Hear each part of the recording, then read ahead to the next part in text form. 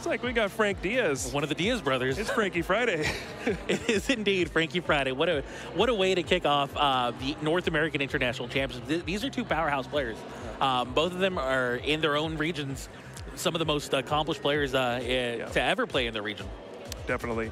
And we'll get some more info about the players shortly and find out what they're playing and all that. But this is probably not what they wanted. You know, they're both top-rated players heading into the first round, and well, you don't like to sit across from another kind of pro player to kick off the day. Easily two of the best players in the entire room, and they're both sitting across from each other in round one. This is something that we could easily see in day two, day three even. Yeah. So to see... if you told me this was the finals of the tournament, I would say, yeah, of course. That makes sense. Yeah. So it'll be awesome to kick off the stream for us anyways. Of course, maybe not necessarily for them, but for us, it'll be an awesome treat to be able to kick off the stream as early as round one with a great matchup. In the meantime, though, do we have time for to talk a little bit more about the European powerhouses and how Tord isn't necessarily the only pro player out of Europe to be able to just shine through in these international championship stages? Yeah, go for it. Well, you have my permission. That was rhetorical, but all right. I appreciate the permission. Well, Schulz is not the only Schulz brother here. We do have him and his brother, who are both just dominant figures in the European scene. And matter of fact, they've just been dominating the championship points for about 2 years now. And they have to be two of the best players in the world. Absolutely, yeah. They always show up and usually play pretty consistent decks, very straightforward, and they get the job done. Just separate themselves with excellent play, and I mean, what else can you say? Yeah, I think the introduction of the international championships has allowed European players to kind of make a name for themselves a little better. It used to be, you know, a lot of the game was very North American centric. A lot of the big tournaments would happen in North America, and then we would only see European players come to Worlds, and, you know, that's not really a fair shake for them. They get one chance every year at Worlds. And now that we have more international championships, you know, players traveling to other countries just to play in regional championships and special events and things like that, we're able to see these great players in action more and start to realize, oh yeah, there's great players from everywhere. And well, we are in the United States and we are in Columbus, Ohio right now. Let's talk a little bit about the Ohio players who used to dominate the action way back in the day. And we do have at least one of these players who's going to be showing up, rolling that die, hoping to get that big win. Frank soaking it in right here. Hi, Mom. Yeah, hoping to get that big win and see that success that he's had for so many years in the past, and hoping to see it one more time. Obviously, Tom Dolezal, the tank himself, making a showing here, playing that buzz guy. Yeah, Tom Dolezal is a legendary player, not just for his accomplishments, but for the fact that he used to just not play the entire year and then show up to U.S. Nationals and go, yeah, I'm going to try to win this weekend. And then he would make top 8 and qualify for Worlds. It seemed like it happened just about every year. And yeah, he's going to try to do it again this year. He showed up. I ran into him. I'm like, oh, hey, Tom, you're playing in the tournament? And he's like, yeah, well, I guess you can try to call it playing. I'm going to try. And he's like, yeah, I'm going to play the buzz guy, whatever he's called. Oh, the buzz guy. He's not going to be the only person playing the buzz guy in this tournament. Oh, definitely not. Who are some of the notable players in North America that you think are due to have a big tournament here in the international championships? I mean, where you have to look first is the #1 rated player. That's Azul Garcia Griego. You know, he got second place in Brazil. He was so close to winning that tournament. I'm sure he's going to be looking for another finish here. He also made top 8 in Australia, so he's having clearly an incredible season. He's rated #1 in championship points. That's certainly one player to look out for. You can never sleep on Michael Pramawat, of course. But then you have players like Caleb Gedimer, who is actually #2 in championship points in North America right now, but I don't think he's gotten that big finish to kind of push him over the top. You know, he's going to be looking for a win at this level, or maybe a top 8 or top 4. And I think that's kind of what he's hoping for at this point, because he's proven he can play with the best. You know, he's got so many championship points. He's consistently placing well, but he just hasn't gotten that big finish. Yeah, and I mean, it seems like the only person in the top 4 that you haven't mentioned is Igor Costa, the player who's just been cruising along throughout this season in the regional championship scene, and the international championships are also seem to be his home, as he consistently top 4s, top 8s these events. So it'll be interesting to see how he performs in this weekend and if he can keep that momentum going. Yeah, I mean, he's had an incredible season. 3 regional championship wins in this season alone. It feels like forever ago, but he won one of the first regionals this year playing Volcania on EX. Seems like we've come pretty far since then. It's been almost a whole year, beating a Greninja break deck in the finals of that regional. So the format has changed a lot since then, but yeah, 3 regional wins. You know, he did take top 4 here at this event last year, so he's going to be looking to follow up on that. And you did bring up a good point. A lot of times people overlook Igor as maybe one of the best players. He's got one of the best resumes ever. I mean, he's got a 1st at Worlds, a 2nd at Worlds, a top 4 at Worlds. He's won countless regional championships. He's top cut international championships. For whatever reason, he just seems to run under the radar a couple times, or all the time, and people just cannot seem to remember that Igor is one of the best people playing right now. And of course, last but not least, we definitely want to keep our eye on the top 16 race for North America, as it is so close, and really anything can happen. It seems like we have about 14 players that seem to be locked in, but the last 2 players in the top 16 standings are definitely going to be fighting for their top 16 berth into day 2 of the World Championships, and we'll definitely be keeping our eye on that throughout the weekend. Yeah. I do want to talk about the 2 players we have sitting here, though. We do have Robin Schulz on the left. We've seen his brother Philip actually make top 4 in Australia this year at the Oceania International Championships. And he's going to be going up against Frank Diaz. Now, Frank is an interesting story to follow. Of course, he was one of the perennial Worlds competitors for years and years, and one of the top tournament grinders, I would say. It seemed like just about every season Frank would win a regional, find himself in the top 16 at championship points. He kind of took this season off. He hasn't been playing as much, but in the last couple months, he's really been hitting it hard again, traveling all over the place. I even saw him traveling to Europe to play in some regionals, and he did have a 2nd place finish at a recent regional championship, so it looks like he is on top of his game again and ready to go here at internationals. Yeah, he's actually somebody who likes to make himself kind of like a little bit of a public figure in a sense, in that he really does show exactly what his thought process is going into these tournaments, and he definitely wants to let kind of the world know that he's back. He's ready for the North American International Championships, and he's due to make a big to have a big breakout event. Well, maybe not breakout, but he's definitely due to have a big event here. But Robin Schulz, on the other hand, is here to stop him. Robin is, like we said before, he's a prominent figure in the European scene, and he's no slouch. He's definitely going to be a very, very difficult obstacle for Frank to overcome throughout this first round. He's going to be at a disadvantage at the beginning. He has 2 Zoroark GX in his prize cards. That's not good. That's Robin? Yeah. Oh, geez. Frank has 1, so not quite as bad. But, yeah, this is going to be an incredible matchup to start things off. You know, we talked about the metagame a little bit, but these 2 guys, with all the talk of Buzzball in the room, both playing Zoroark GX. No fear of the fighting Pokemon. Here we go. The handshake happens, and we are kicking it off in round 1 of the Pokemon Trading Card Game North American International Championships. Robin Schulz starting off on the left against Frank Diaz. Both of these players choosing to bring the Zoroark decks to, well, their own versions of the Zoroark decks to this tournament, with a few minor differences throughout their deck list. Notably, obviously, Frank playing Garbodor and Robin not. Yeah, looks like Robin is going to be going first, and this is a version of the Zoroark deck that I heard a little bit about last night that some players from Europe have brought. You know, we talk about Zoroark GX decks all the time, and you think, well, what are you playing Zoroark with? Is it Galisabot? Is it Lycanroc? Is it Garbodor? Is it even Lucario? There's all these different partners for Zoroark GX, and some players from Europe have said, why do you need a partner? Why don't I just play Zoroark? Right. And looks like that's what they're doing. We see just 4/4 Zoroark GX. That is really the only attacker. And a bunch of trainer cards. And we're talking like Team Flare Grunt, counter catchers, enhanced hammers, all these different things. And couple weakness policy as well. Very interesting. Yeah, playing less Pokemon and less energy does mean that you get to play more items. Well, more trainers in general.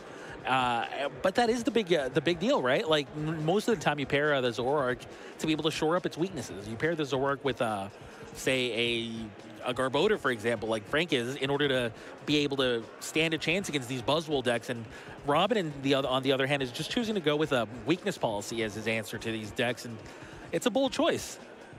Well, bold, but at the same time, kind of an interesting one. And now we do see a Bridget from Robin to bring down these 3 Zoruas and then pass the turn. But then Frank, on the other hand, is starting his own turn with a Bridget of his own. Yeah, perfect starts for both players so far. Robin, you know, he did signal kind of a weak hand afterwards. He did play the single Puzzle of Time and rearrange his top 3 cards. That's usually a sign you don't have a supporter card for the following turn, or even a Zoroark GX in your hand. So a lot of it's going to depend on what's in those top 3 cards. You know, if he's got nothing playable, this could be a quick game for Frank. Frank does want to make sure that he sets up himself, though, so not all hopes lost yet for Robin, but definitely it seems like Robin's hand is going to need a lot of help from that Puzzle of Time here. Yeah, we used to see Frank playing Mysterious Treasure as well. A card you think only shows up in Malamar decks, which have come onto the scene with the release of Forbidden Light. But we're seeing this included in Garbodor decks a lot as well. It's great. I mean, you play Ultra Ball and everything, right? And that's discard 2 cards from your hand, which can be pretty painful. So why not play a card that gets most of your deck, but you only have to discard 1 card? It still gets you Tapu Lele GX, and in this deck gets you Trubbish and Garbodor. So it's a great supplementary card to Ultra Ball. Any card that can find Tapu Lele GX is A-OK in my book. And now we see Robin immediately evolve into the Zoroark GX and play a double colorless energy onto the Zoroark. So he's definitely got some aggression going. Ooh, yeah. Guzma as well is going to be able to start targeting down these Zoruas from Frank. Remember, Frank only found 2 Zoruas from his Bridget, so one of them going down is a big deal, as we're down to just a single Zorua in play for Frank, and he definitely wants to have more than 1 Zoroark in play. Yeah, that's a strong start from Robin. That's probably the best he could have hoped for, given, you know, he knew what his top 3 cards were. One was Zoroark GX, and he got to trade into the other 2, which weren't very helpful, but he had double colorless and Guzma in hand already, so was able to get a quick knockout, and that's kind of what you need to do in these Zoroark mirror matches. You need to get the jump. Going first is such a big advantage, and being able to take knockouts on your opponent's Zorua is a big deal. Frank's had no evolution so far, but he's played a Cynthia, finding 6 new cards. Yeah, he's got the one Trash Lanch Garbodor, but no Zoroark evolutions. I apologize for not clarifying that. Yeah, but that's not doing any damage right now. So. Right. Well, it's doing, well, yeah, I guess none. Good old resistance. Yeah. Still no Zoroark GX, by the way. He's going to be forced to attack with just the Tapu Lele, which is, I mean, not ideal, but... All right, he does get Garbotoxin going, though. Puts the Choice Band on that Garbodor, and that's going to be huge. We do know Robin's hand is not very good, and without access to trade, you know, you might just start to fizzle out here. Frank's deck is very interesting in that it's not a typical Zoroark deck. Most Zoroark decks are just trying to get a bunch of Zoroark GX out, trade a bunch of times, draw a lot of cards, and then use their backup attacker. Frank's deck is more of a Garbodor deck first, with Zoroark as the backup. He's playing a lot of supporter cards and, you know, trying to lock out the opponent with Garbotoxin. Sort of like a draw engine more than anything, right? Yeah. But we do see an Acerola here from Robin. That's going to be his supporter for the turn. Like you said, having access to no abilities right now is really hurting Robin right now. And you can definitely see that he's forced to just kind of Acerola, take away the damage, and just start applying the pressure onto the Tapu Lele from Frank, as that's all he can really muster up. He's only dealing 80 damage as well with Zoroark GX's attack. Definitely not what you want to be doing on these early turns here of your Robin, but... that being said, I mean, that was still a pretty strong turn. You got the Acerola, heal off some damage. The Enhanced Hammer was really big, discarding double colorless off of Tapu Lele GX. Frank doesn't have a supporter of his own. He's going to be in a weird spot, and it looks like all he has is N, and he has to play it. Oh, no. Okay, so I was going to say, as powerful as that turn was, you have to remember that he only had a 2-card hand after that. Yeah. And that was really what was going to affect Robin long term. You can put all this pressure on him in the board, but you're eventually just not going to have any cards. However, Frank's forced to bail him out, as that's his only type of supporter, draw supporter for the trend. And remember, he still doesn't have Zoroarks. He still doesn't have anything going for himself. So Frank was forced into this play, and it just benefits Robin so much more. Yeah, I'm sure Frank, you know, it's a decision you have to face if you play Pokemon in any amount at all. When your opponent has a bad hand and your only supporter is N, you know, you're always faced with that decision. Do I hold on to it, hope I draw a different supporter, or do I just play it and bail my opponent out? Looks like Frank realized every turn I give my opponent just a free attack at my Tapu Lele GX. Does he really? Wow. Look at his hand. Look at Frank's hand after this end to 6 for himself. It seems like he's got access to Tapu Lele with no abilities. He's forced to just play a Trubbish. He has a couple of energies and a Float Stone. Sure does. I guess you can Trash Lance for 0-20. Yeah, I think there's only one item in Robin's discard. Right, so the weakness policy. So obviously not choosing to do that either. Just kind of just letting the Garbodor take a hit here. Well, Robin's got another interesting card in his hand. I think we're going to see Delinquent. Card we've been seeing a little bit more of recently. He's going to discard that Stadium and force Frank to discard 3 cards from his hand, and that is very painful when you're that low on resources. Yeah, he could keep the Field Blower in his hand to, jeez. Yeah, this is like a perfect Delinquent from Robin. I think Frank's looking at his hand and he's thinking, I can Field Blower my own Choice Band away to get Tapu Lele GX's Wonder Tag back, and then play the Float Stone afterwards. But with this Delinquent, he's going to have to discard some pieces to that combo, and he's going to have to figure out what he wants to get rid of. Yeah, so he actually chose to just break down that combo itself and get rid of that Field Blower. He's choosing not to do that, even though that was going to be kind of his only draw power if he chose to keep it. But instead, I think he's just saying, you know what, if I do that, I'm not going to have enough kind of juice to keep this the momentum going on my end, and I'm just going to fall too far behind. I have to kind of hope that the top of my deck is going to help me out here, and I'm just going to get rid of the Field Blower, which is just kind of a do-nothing card. And, well, I mean, it helped him out some, right? How would you like another N? I mean, in this particular case, I think I would like it a lot, but it's better than not having one. Yeah. It's just a very depressing situation. Lucky for him, Robin has not had very much of a damage output yet. Otherwise, this game would be over. But as it stands, you know, it could realistically still be in Frank's hands. He's just got to get some sort of momentum going at this point. I think at this point, he can no longer afford a misstep anymore. He can no longer afford to just keep this slow action going. He's got to start dealing some damage. But how? I mean, outside of Zoroark, how do you deal damage with your Garbodor that does 0? Yeah, well, right now it's doing 40. There are 2 more items in Robin's discard pile, so he can at least get a little bit of damage, but it's certainly not looking good. But the good thing about Frank's deck is it is looking to play a long game. It is looking to, you know, most of the time fall behind a little bit and then make a big comeback with an N late in the game. Garbotoxin plus N is still one of the strongest combos in the game. There's no doubt about it.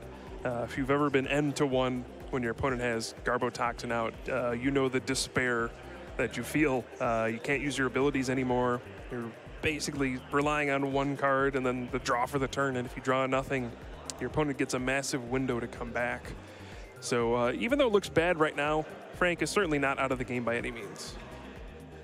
Good math. 40 damage from Trash Lynch, and well, at least he's got some damage on the field again for onto Robin's field, and now Robin is the one who plays Parallel City Gym. Yeah, I don't think it's going to hurt Frank too much. You know, he does get to get rid of that Tapu Lele, which is kind of a favor for him, but it will make him discard his Zorua and limit damage output from his own Zoroark GX. So ultimately, probably still a good play from Robin, but probably not the strongest Parallel City I've ever seen. Yeah, I mean, but you also have to keep in mind, Frank lost his Zorua in turn 1, and now he's losing a Zorua here from just the Parallel City. That's 2 Zoruas gone. I mean, once again, that is your damage output. Yeah, and one thing it does do is prevent Frank from playing another Parallel City. So now, since you can't play a Stadium card of the same name, Robin kind of has this locked in where Frank can't play his own Parallel City and limit Robin's bench. Right. He's going to have to find another field blower, even though he's already gotten rid of one. And that's going to be the way that he kind of avoids this lock from the Parallel City, as he's just going to need to get more damage going. And 3 Pokemon on the bench is just not going to be enough. Another Enhance Hammer, by the way. Yeah, lots of disruption coming from Robin. Even though he hasn't been able to trade very much this game, still finding exactly enough resources to get this going and put the pressure on Frank. And so far, this just does not look good for Frank. No, it doesn't. And now Frank's looking at Robin's discard pile, really wondering probably exactly what he's playing against. At this point, I think he's figured out that there's no backup Pokemon for Robin here, and instead he's got some backup items, and specifically these Enhanced Hammers have really done damage to Frank throughout this game. And I mean, I hate calling scoop time early on, but there is definitely a chance that might be something you're looking into. Once again, draws are not what you want to have in this tournament, but at the same time, Frank still has a chance to pull this off, and he's going for it with the Sycamore here, drawing 7 new cards. Played a Tapu Lele with a Float Stone before he did so, though. So that is going to be his 3 Pokemon on the bench for now. Does he find his Zoroark? Does he find some way to really apply some pressure back onto Robin? Has a Field Blower. Yeah, I certainly don't think this game is over by any means. Robin is still at a low hand size. There's still Garbotoxin. Robin has not played a single Field Blower to get his trades back online. So Frank can just keep fighting, keep doing a little bit of damage here and there, and eventually get a Zoroark GX going. There's still an opportunity for him to win this game, but it's going to be an uphill battle. Yeah, I can respect that that outlook. And now an N here from Robin does bring him back up to a, I believe, what, 4-card hand? Yeah. Robin's going to get 4, Frank will get 6. So not the strongest end, but it's better than not having cards to play with. And Frank did not play many cards from his hand, so Robin probably knew that Frank's hand wasn't the best. But, you got to find some way to get more resources into your hand. I think he's really just looking for Field Blower. Once he can get rid of that tool on that Garbotoxin Garbodor, he can start using trade and really building up resources in his hand, and then you'll start to see the real strength of these Zoroark GX decks. If Robin can ever get to a point where he's got more Field Blowers left than Frank's got ends, then Robin can really start to run away with this game, because every time he Field Blowers, he'll be able to draw like 6 additional cards, So it's really going to come down to something along those lines, or if Robin can just Field Blower on the last couple of turns for the last few prizes, that will be how he's going to seal this game up. But in the meantime, Frank is playing for that long game. Like you said, he does have a long-term strategy here, is obviously Trash Lynch is never going to be an attack that's going to win games early on. And Robin, on the other hand, he's just kind of like this mid-range machine where from beginning to end, he's kind of just dealing the same damage output. He's got the same game plan going. He doesn't have any special tricks up his sleeve, at least when it comes to Pokemon. And he's just hoping that these Zoroarks can take him the whole way. And in the meantime, well, and now it seems like Frank is eyeing some options of his own here. Yeah, Robin, he also decided to retreat. We do see the Field Blower from Frank as the redundant weakness policy gets discarded from that Tapu Lele GX. Robin decided to retreat his damaged Zoroark GX, just trying to deny Frank from taking prize cards here. Zoroark GX with like 100 HP left, not very intimidating.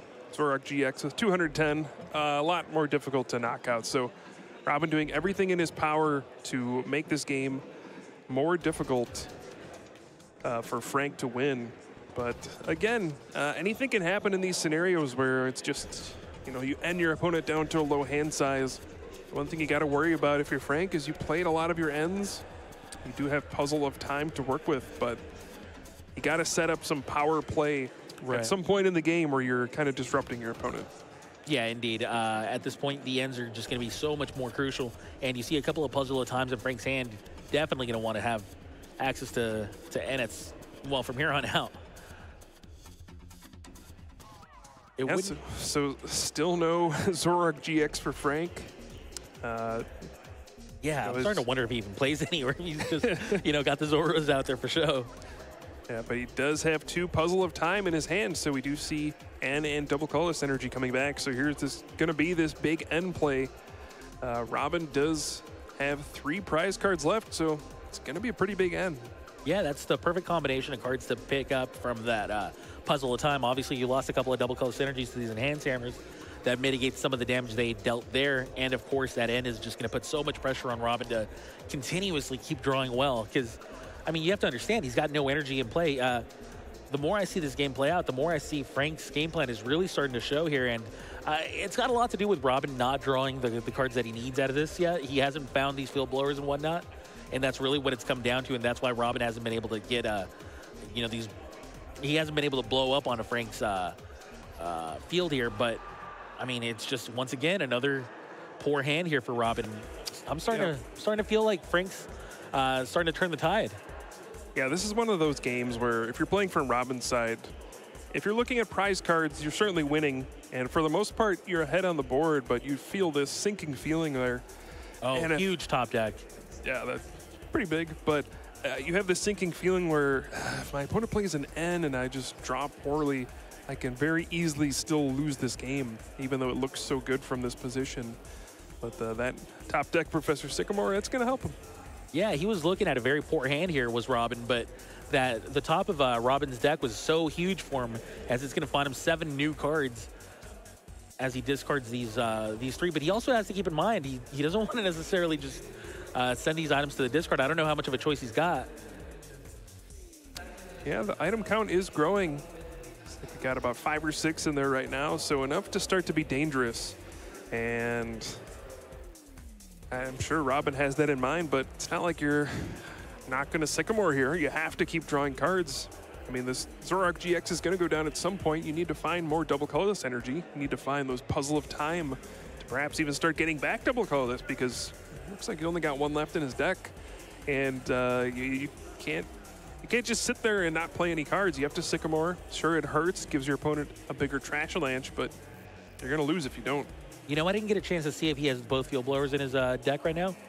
Yeah, I didn't get to see that either, but I'm sure they're in there. Yeah, well, I mean, either there or the 3 prizes. I can't remember if any were prizes, but there's got to be at least 1 field blower in his deck. Oh, man. It's early in the morning. We're still shaking the rust off, right? But, yeah, Robin is definitely going to be forced into this play of playing the Sycamore Rescue Stretcher, hitting the discard pile. That's going to be a few item cards in the discard pile. I really wish I had a count of how many, but I'm sure we'll be getting that soon. So interesting play there. Robin opted not to play the Reverse Valley in his hand, realizing that this really doesn't do anything. And it takes up playing my stadium for the turn. So he plays the Sycamore, just discards it, and then draws Parallel City. If he had just played Reverse Valley, he wouldn't have been able to make this strong play here. Once again, reducing Frank's bench size. Yeah, that big-time Parallel City one more time, like you said. And he does find a field blower, but opts not to play it here. 120 damage under the top ukulele. He doesn't need the field blower at this point in time. He definitely wants to save it in case his opponent has another end. He did not need to have any additional energies or anything like that at this point. But Frank now plays the double colors onto a Zorua. Will we see our first Zoroark of the game finally? Like he might have another N in his hand. I can't quite see it. But yeah, that's 1 more N. And he's going to try to find that Zoroark GX. We know he had 1 in his prize cards, but that's only 1 of his 3 he plays. So there we go. He's putting his eggs in the Zorua basket and hoping he can find that Zoroark GX and get his first riotous beating of the game on turn 27 or whatever we're on. I believe this is N number 3 after getting the Puzzle of Time, so I believe he still has 1 N left in the deck, if I'm not mistaken. So it's gonna be very crucial that he finds that N before the game is over, as Robin is sure to draw out of this eventually, given some outrageous circumstances. And now we see 7 item cards in Robin's discard pile. That does give us a much better idea of the damage output that we have available to us with Trash Lanch here on Frank's end. Frank still drawing 6 cards with N. Definitely bittersweet to be able to do that. Yeah, but I think this is the position you want to be in. You want to be playing N at this point. You've set up your opponent's Pokemon pretty well. There's 2 heavily damaged Zoroark GX, and this is the kind of spot where even though you're still playing N for 6, you don't feel like you're out of the game. If you get a knockout here, then you knock out that other Zoroark GX, and your opponent draws poorly off of their 3 cards, you easily make a comeback, and that's just the power of Garbotoxin. I mean, we've seen this for years now. This same ability and this combination with N has dominated the standard format for how many years now? It just never ceases to be powerful. Indeed. And now we do see that Zoroark finally hit the field for Frank. Show him to the party, always a little bit late, but better late than never. And now Zoroark does become the active Pokemon. He's going to be able to deal 80 damage right now, but he has a Field Blower, which could potentially let him deal 120.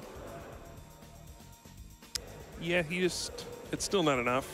He'd be 10, not even 10 short. If he had a choice band, he maybe could have gotten there, but yeah, just not enough Pokemon in his hand, not enough resources, decides to hold on to that Field Blower. Yeah, I mean, there is something to be said for playing the Field Blower and just setting up another Zorua to be able to evolve into a Zoroark eventually. Oops, speaking of Field Blower, Robin is going to play his first Field Blower, and he finally gets to trade. There we go. Always on time right there. Big time Field Blower here for Robin, and he's going to be able to, wow. He's going to be able to draw quite a few cards now. And that's really what we were talking about, was if the Field Blowers can show up on time here for Robin as the game, comes to, draws to a close, he'll for sure be able to take the last few prizes his deck needs. But in the meantime, it really did come down to him drawing these timely Field Blowers or not. And sure enough, now we're going to get to see the real power of Zoroark. Oh, that was a huge draw for Robin.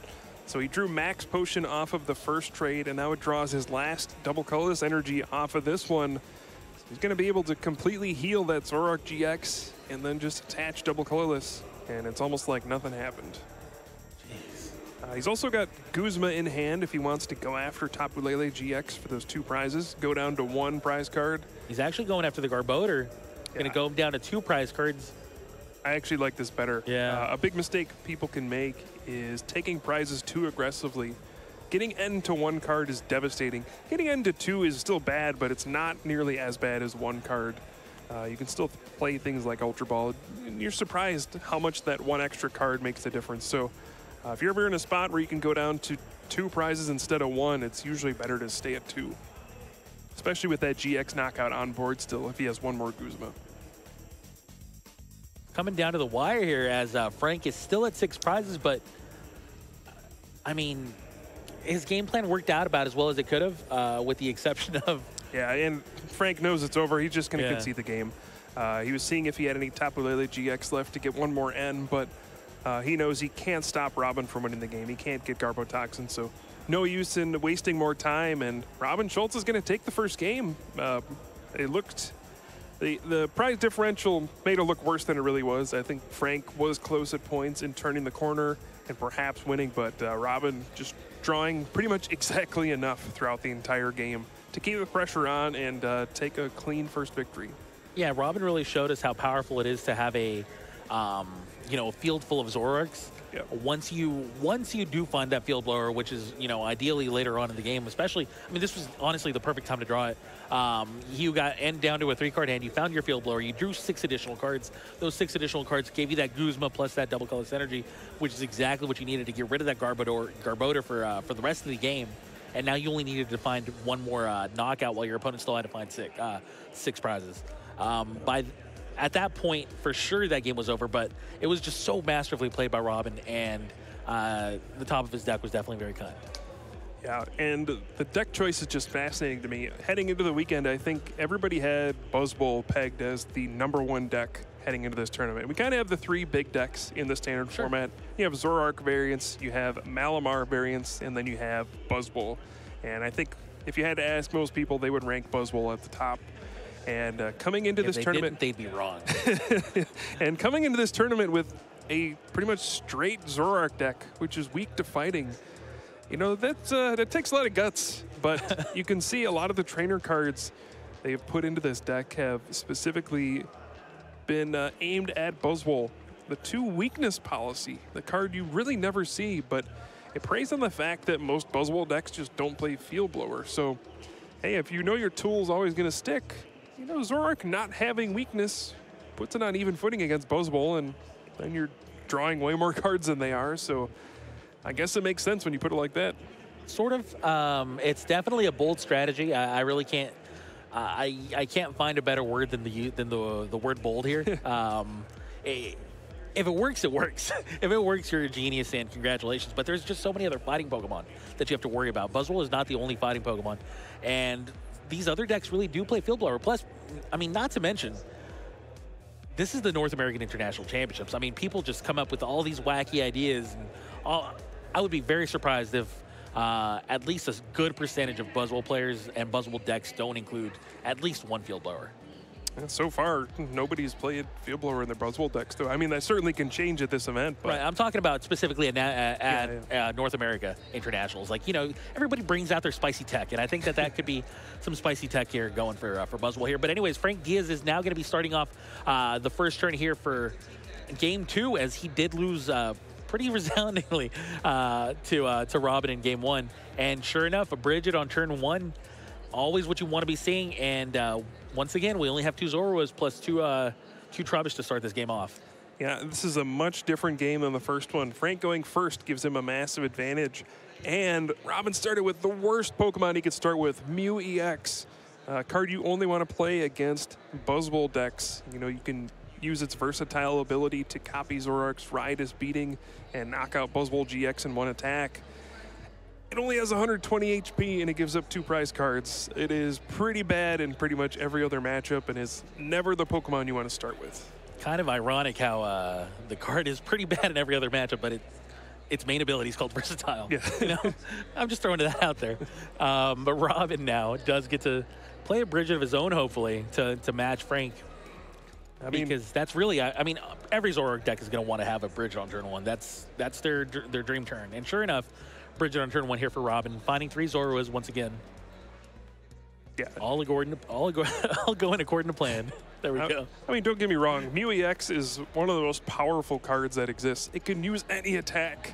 If it ever goes unchecked, I mean, have you ever watched a game where someone just had a Mew EX and their opponent didn't do anything about it? It just takes over the game. It uses the best attack every turn. Sure. But it only has 120 HP, so it usually doesn't last very long. Your opponent definitely can't do anything about it. Otherwise, it's not gonna stay on the field for very long. Yeah. If you're ever fortunate enough to get 2 attacks off with a Mew EX, you feel like you've won the game already. This seems to be the perfect field for Frank here, and I mean, obviously for Robin outside of the Mew in the active position here. Both players seem to be getting pretty strong starts, but Frank now definitely wants to get these Zoroarks out as early as possible. And now an N here after finding his first Zoroark. Much better start here for Frank. Yeah, this is huge. Frank already has a full bench, so if he finds double colorless, he can just knock out Mew EX, turn 2, take 2 prizes, take a huge lead, and that's exactly what you need after like a 30-minute game 1, about 30 minutes. You need a quick win in game 2 if you want to have any hopes of winning this match. Because if it goes to game 3 and it doesn't finish, it ends up in a tie. So this is the exact scenario you do want to be in if you're Frank. He needs to find double colorless here. Yeah, you really want to be aggressive in this game if you're Frank. You really, I mean, obviously when you're playing a deck that has a specific game plan that tends to go long term, then so be it. But if you can by any chance go aggressive, then you're definitely going to try to take it if you're Frank in this specific spot. Because like I've said before, and I'm going to keep saying it throughout the tournament, a draw is going to be very, very difficult to overcome in the early stages of day 1, and neither player wants that. Frank does Ultra Ball for a second Zoroark GX. It's a smart move. You thin your deck out by 1 card so that when you trade, you have higher odds of finding that double colorless energy. So he'll have 2 trades available. Here comes the first one. Does he find that double colorless? Not yet. But he does have another one. Just deciding which card to discard. Looks like that Mysterious Treasure might be the card to go. Instead, chooses to draw 2 additional cards. Jeez. He gets the Garbotoxin Garbodor and a Floatstone, but I don't think his hand is good enough to shut off abilities. Yeah. I don't think so either, actually. I think Frank's going to be forced to... Jeez, what do you do if you're Frank? See what he thinks, though. Does he attach the Floatstone or not? I mean, you could bank on your opponent spending a lot of resources to kind of like field blower your float stone away. Well, Frank does have an N in his hand, so next turn he can play N and hopefully draw a double colorless. But yeah, not the turn he was hoping for. No double colorless energy, so cannot attack with Zoroark GX and has to attach a psychic energy and pass. Okay, well. Oh, and this is going to be a bad turn for Frank. Here comes Parallel City. Oh, man. Yeah, well, sure enough, Tapu Lele and Zoro are the 2 Pokemon to go. This is not what I wanted to see if I was Frank. But yeah. Robin here. The big thing that does is limit his bench size so that Riot is beating can't get to 120 against Mew EX, and it's going to be a pathetic 2-hit knockout on a Mew EX if Frank can't find a way to kick that Parallel City out of play and get some more bench Pokemon. Robin plays Tapu Lele, obviously can't Wonder Tag because of Garbo Toxin, and now he plays an N of his own, drawing 6 cards for both players. Yeah, the good news for Frank is he's probably not under any pressure here. Robin did not get an energy attachment on his first turn, so unless he finds a Float Stone and a double colorless energy, there's no way he's attacking. Mew EX cannot use its ability because of Garbo Toxin, so there's no pressure coming from Robin's side, and at least Frank can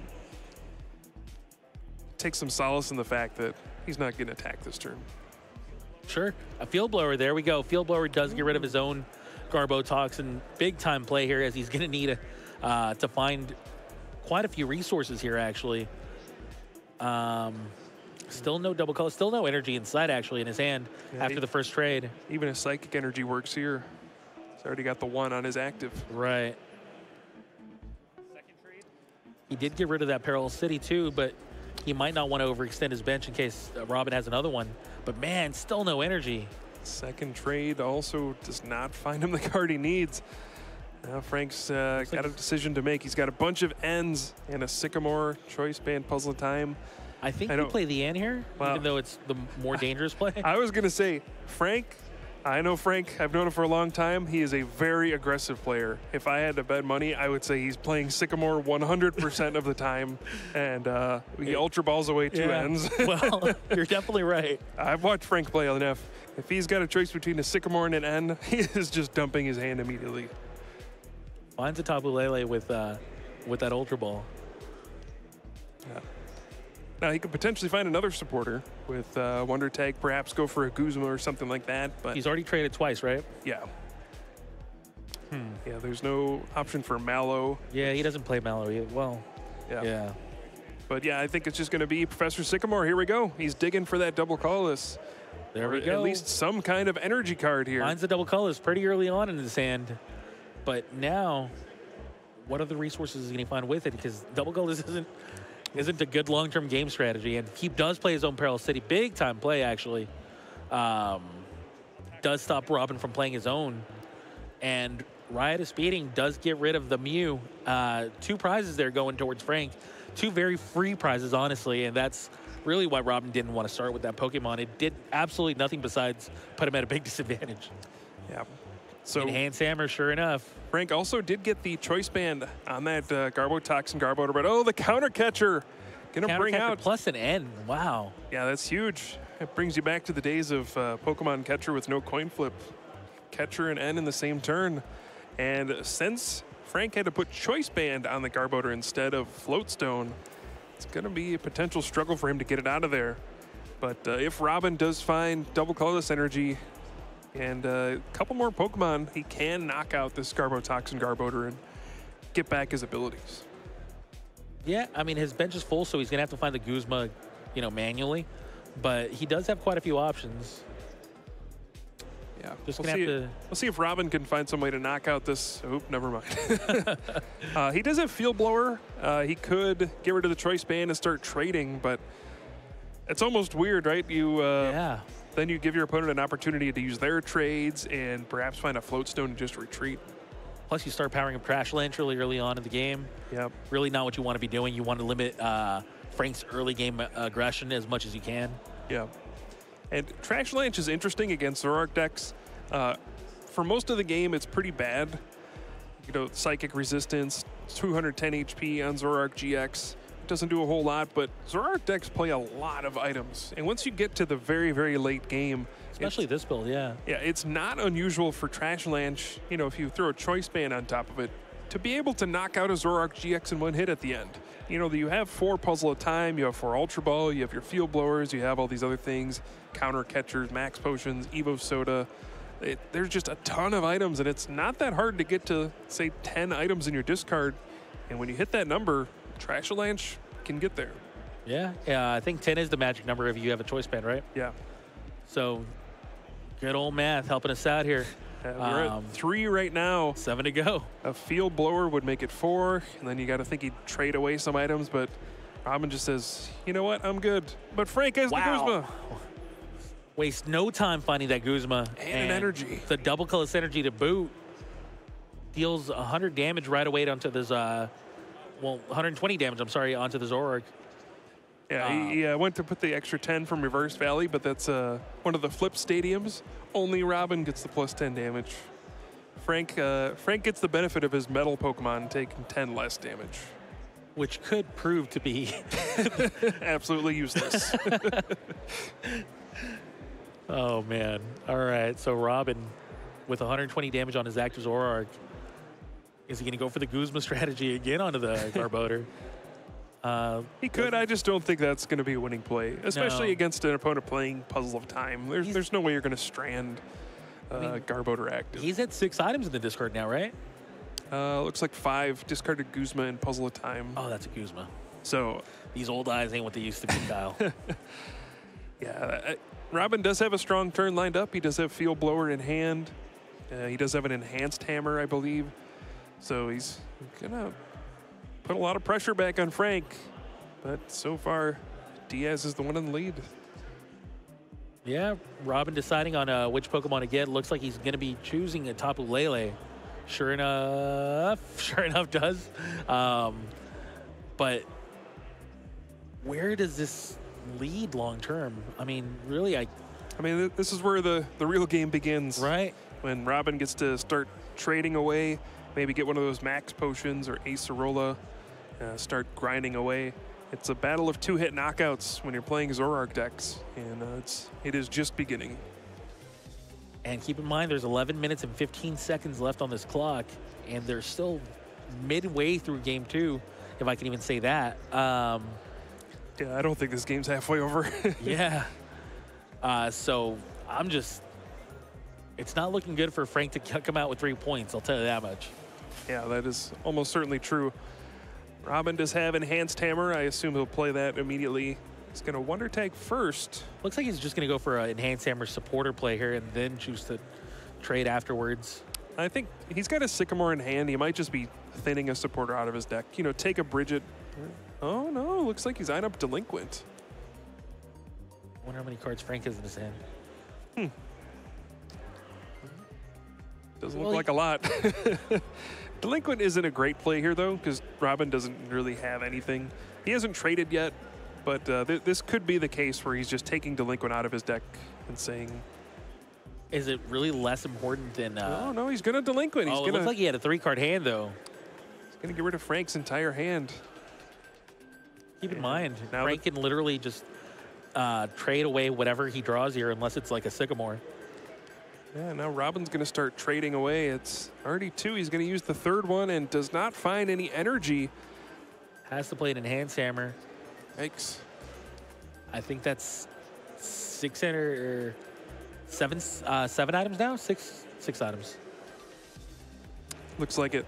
Yeah, that's an interesting choice from Robin. I mean, the Delinquent is clearly powerful. You force Frank to discard his hand, but...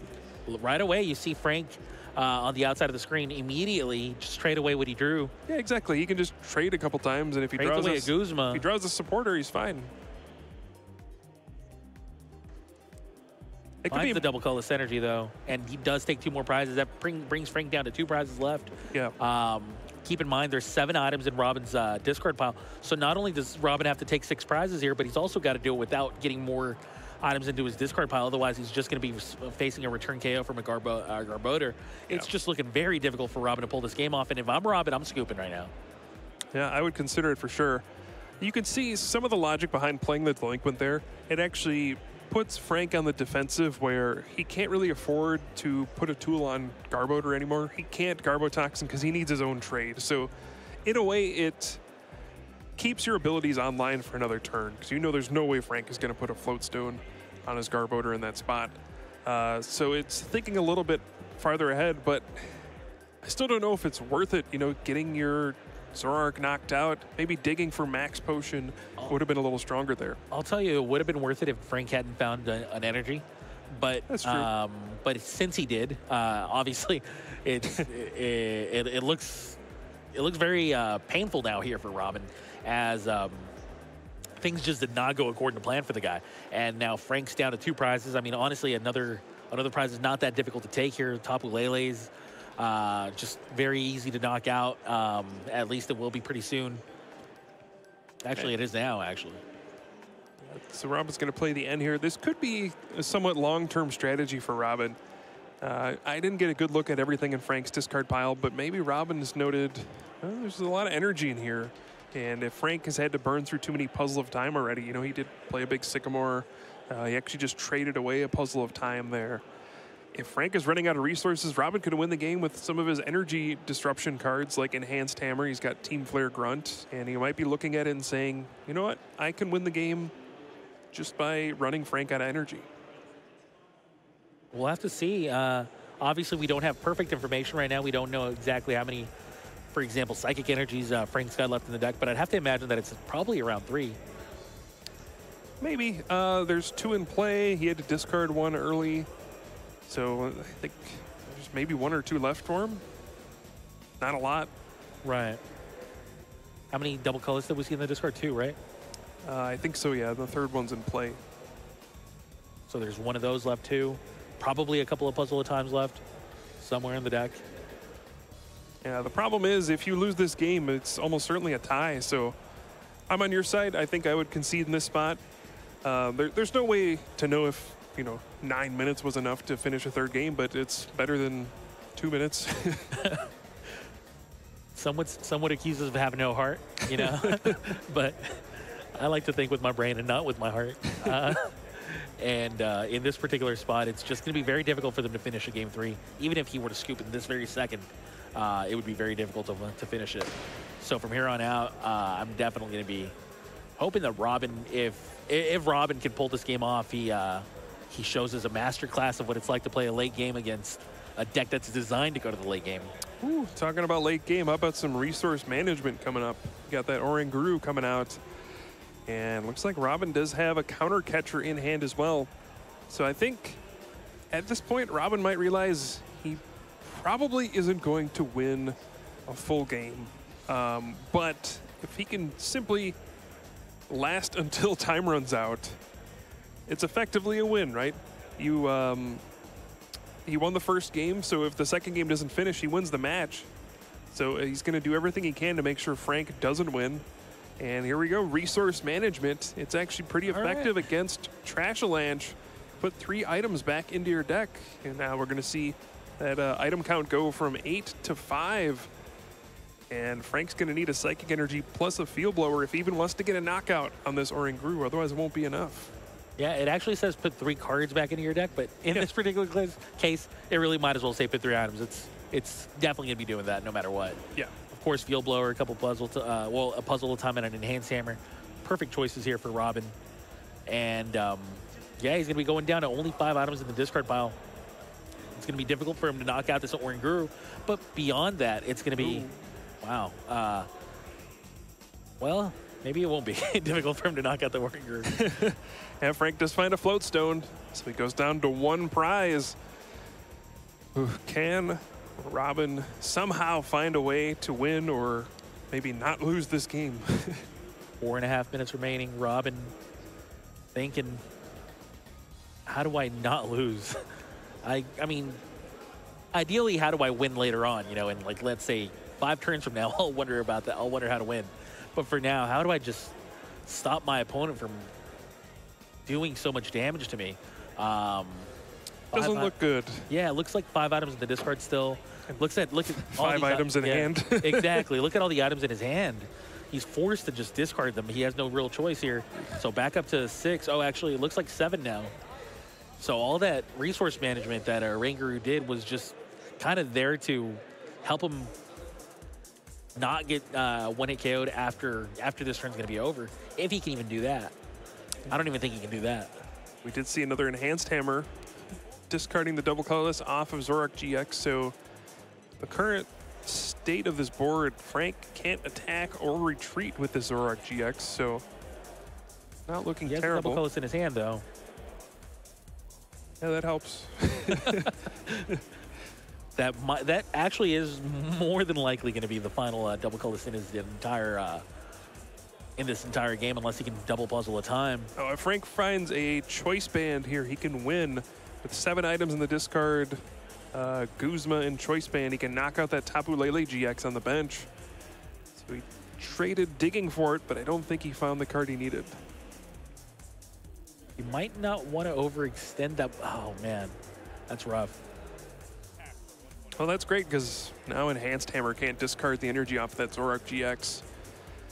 And Robin is in a bit of a pickle here. I don't know what he can really do to make it through another couple turns. He does have Mallow, so if there are any 2 cards in his deck that can help, he can find them, but... Like, keep in mind, yeah, I mean, I guess you can't play everything exactly, but if you can max potion away the damage from the Zoroark and knock out the Garbodor on the bench, that's it for the Psychic Energies from Frank's deck. Obviously, it's difficult for Robin to know that, but if he can pull this off, then he won't have to worry about Trash Lands for the rest of the game. Yeah, he just doesn't have enough in his hand. It's got a bunch of items, most of which don't do anything. He's got like 3 Ultra Ball. I'm not really sure what he can even do here. I mean, even if you knock out that Trash Land Garbodor on the bench, Frank has Zoroark GX still powered up. I mean, can you avoid that forever? Well, you can try. All you need to do is avoid it for 3 turns, right?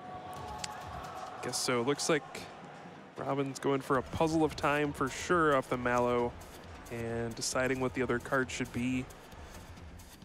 I gotta think he's gonna go for another counter catcher play. Maybe bring out the Garbodor, the Garbotoxin one. Try to stall this out as long as he can. But we do know Frank has Guzma in hand, so I don't think that's gonna work out for him. He's trying to find any combination that could do anything. Because I don't even think he could knock out the Trash Land Garbodor. He just doesn't have enough Pokemon either. Jeez. So even if he did find like counter catcher, double colorless energy, he's only doing 60 damage. He just can't do enough here to make a comeback here. But I've been wrong many times before, and if anybody's going to figure it out, it's going to be Robin. Yeah, we'll see what he comes up with. Less than a minute to go in the clock, too. So really, this game's really coming down to the wire, and there is a chance that he can force his opponent into a position where he can't take the final prize, but I'm just not seeing it right now. Frank's hand is stacked. Robin, honestly, just running out of options here. Plays double puzzle at a time. I wonder what he's going to go for. Might have to be like an N. He's already played a supporter. Yeah, well, geez. 2 counter catchers. And Robin has successfully whittled down the clock. So we are going to go into extra turns here. And he's going to counter catcher.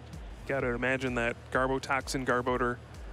And just hope that Frank doesn't have a way to get that Garbodor out of there. But, you know, in the first extra turn of time, I think he's going to get the bad news. All right, turn 1. And Frank is just going to do the math. See how many item cards are in his opponent's discard pile. Yeah, double check the discard pile. If he's got... Triple check it probably. Yeah, if Frank has Guzma in hand, he wins. Which I believe he does, right? I think so. I Could be wrong. I thought I saw it, but... I would think he would have played it by now. Yeah. Well, this could be a little bit more exciting than... Oh, no, he doesn't. Yeah, wow. Could be more exciting than we gave it credit for. He's forced to trade. Does he find the Guzma yet? No. Stop spoiling it for me, Kyle. Look, if he had it, he would have played it immediately. Wow, that makes this... He has one more trade available to him, right? I think so, but I think he's trying to figure out, is the last card in my deck a Guzma? You know, it could be his last prize. Oh, man, could it really be? Oh, that's it, though. There's 10 items in Robin's discard pile. Oh, there is 10 see the choice items. band, Trashalanche for exactly 210 damage. And no, Frank didn't have any Guzma left. Wow. Well, that was definitely not the way I expected this final turn to go, but at the same time, we got the result we expected out of this game, which was a Frank Diaz victory. Really, Robin cruised through game 1, Frank cruised through game 2, and it's a shame that we're not going to get to see a game 3 here, but both of these decks really showing the power of Zoroark.